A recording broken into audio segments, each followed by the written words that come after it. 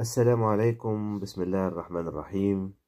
Dans le désert de la matière comme dans celui du cœur, deux explorateurs tracent des cercles autour du mystère. L'un est scientifique, l'autre mystique. L'un observe l'univers avec la lunette de la physique quantique, l'autre le contemple depuis la lucarne du soufisme. Et parfois leurs regards se croisent, et ils sont tous les deux étonnés de se reconnaître. Au cœur de la Mecque, les pèlerins tournent autour de la Kaaba, dans un mouvement rituel que les soufis contemplent comme un symbole cosmique.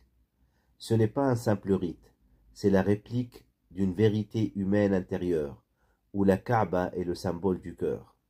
Dieu dit dans un hadith du prophète sallallahu alayhi wa sallam, « Ni mon ciel ni ma terre ne me contiennent, mais le cœur de mon serviteur croyant me contient. » Le pèlerin devient électron, tournoyant autour du noyau divin. Il s'efface dans la foule comme l'ego s'efface dans la conscience de l'un. De même, dans le monde quantique, les particules ne sont jamais immobiles. Elles sont vibrations, mouvements, pure relation. L'électron n'a pas d'existence propre. Il n'est que l'effet d'un champ, la trace d'un lien. Tout dans le quantique est orbital, fluctuation, énergie en rotation, comme les derviches soufis dans leur danse sacrée, qui ne tournent pas autour d'eux-mêmes, mais autour d'un centre invisible. Le soufi sait que ce centre est le souffle divin en nous, non pas un objet dans l'espace, mais la source même de tout ce qui est. Ce que la physique appelle champ unifié, le soufisme l'appelle al-haq, le réel, et tout ce qui existe n'est que la manifestation de ce réel unique, à travers ses noms et ses qualités, asma wa sifat, comme Ar-Rahman, le tout miséricordieux, Al-Batn, l'intérieur ou l'invisible, An-Nour, la lumière, Al-Qayyum, celui qui se suffit à lui-même. Ces qualités se projettent dans la création comme des ondes dans l'océan du vide quantique. Pour le soufi, le monde que nous percevons n'est pas la réalité ultime. Il est majaz, illusion transitoire, reflet d'un miroir divin. Ibn Arabi affirme que la création n'a pas d'existence propre, elle est l'image de Dieu dans la conscience. De façon étonnante, la physique quantique arrive à une conclusion similaire. La matière, lorsqu'on l'observe de près, se dissout. L'atome est vide à plus de 99,99%. Ce que nous appelons objet n'est en réalité qu'un agencement temporaire de champs d'énergie.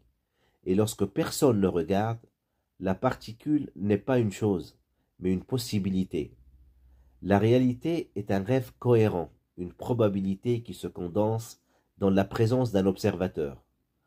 Cette correspondance, je la trouve bouleversante. Dans les deux visions, le monde solide que nous croyons connaître est un voile. Et derrière ce voile, il n'y a pas le néant, mais une présence, une intelligence, une conscience, un souffle, que le soufi appelle ar-ruh, et que le scientifique commence à entrevoir dans la structure même de l'espace-temps. Les maîtres soufis affirment qu'un être spirituellement éveillé influence ce qui l'entoure par son état intérieur. Son cœur est un champ qui rayonne. Rumi disait « Quand tu es en paix, le monde autour de toi devient paix. » La physique quantique, avec ses expériences sur l'intrication, révèle que des particules peuvent rester liées à distance. Ce qui affecte l'une affecte l'autre, instantanément, sans médiation visible.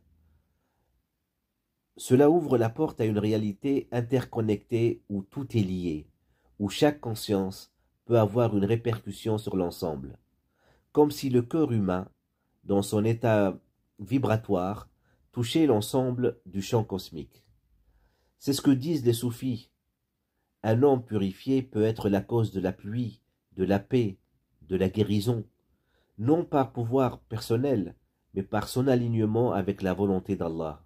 En parlant de ses saints ou de ses alliés, Dieu dit dans un hadith Qudsi, « S'il me demande quelque chose, je le lui donne. » Le champ quantique devient ici une métaphore du tawhid. La dualité est une illusion. Le cœur du soufisme bat dans cette certitude. La ilaha illallah. Il n'y a de réalité qu'Allah. Tout le reste est apparence éphémère et impermanente. La physique quantique, quant à elle, déconstruit l'idée de réalité objective indépendante. Elle montre que le monde n'est pas composé de choses fixes, mais de processus, d'interactions, de fluctuations.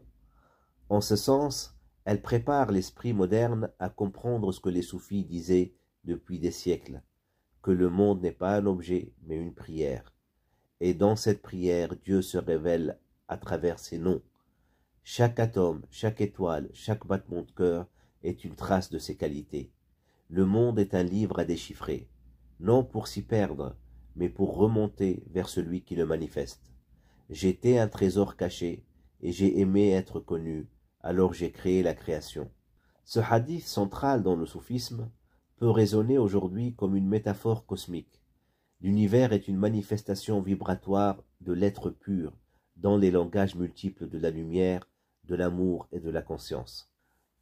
Ainsi donc le soufisme et la physique quantique ne disent pas la même chose peut-être, mais ils pointent vers la même idée, la même vérité. L'un prie, l'autre calcule, mais tous deux s'inclinent devant l'inconnu, et peut-être qu'au sommet de la connaissance, dans la plus haute spirale du tawaf, le savant et le mystique se rencontrent en silence. Je termine avec ces belles paroles de Chouan, le grand métaphysicien et maître soufi, qui disait « L'intelligence n'est belle que quand elle ne détruit pas la foi, et la foi n'est belle que quand elle ne s'oppose pas à l'intelligence. » Voilà, n'hésitez pas à mettre vos commentaires sur ce sujet, et à bientôt, Inch'Allah, dans une nouvelle vidéo. Assalamu alaikum.